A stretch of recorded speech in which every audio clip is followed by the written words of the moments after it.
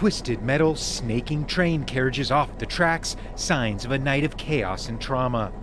Several killed and hundreds more sent to the hospital after an Amtrak train from Washington, D.C. to New York City derailed just minutes after pulling out of a station in Philadelphia. It was the worst train crash in America in decades. U.S. transportation safety officials said they saw the train on video traveling at twice the established speed limit.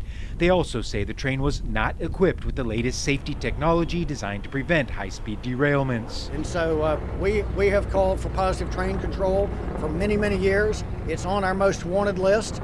Congress has mandated that it be installed by the end of this year. We are very keen on positive train control.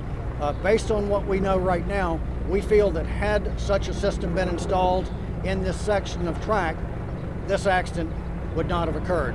The cause of the crash, however, remains under investigation. But like crashes before it, it has raised calls for urgent funding to improve crumbling infrastructure and safety. Amtrak is America's largest train company, partially subsidized by the government. It's controversial in Congress. In fact, just hours after the crash, a bill making its way through Congress passed its first hurdle and could heavily slash Amtrak funding if it becomes law. Well, we have a problem in the sense that we are underinvesting in infrastructure overall, particularly in transportation, and the money we are spending is not necessarily being spent on the most cost-effective projects. So it's a dual problem of not enough money out there and not being spent as effectively as it could be. Former Congressman Patrick Murphy was on the train and narrowly escaped death, and now says it's not time to talk politics. I know people are pissed. Why don't we invest in infrastructure? Why can't America be number one in this stuff? I'm blessed that I was able to go home and kiss my wife and kids, and I kissed them again this morning. So I'm blessed, man.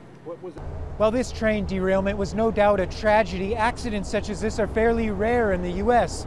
This route between New York City and Washington, D.C. sees thousands of trains back and forth every year, and most of them reach their destination with no major incidents. But that doesn't console the people who were on the doomed train 188, but likely will spark more outcries if this crash was just one rare occurrence or a sign of larger problems on the train tracks of America. Gabriel Elizondo, Al Jazeera, Philadelphia.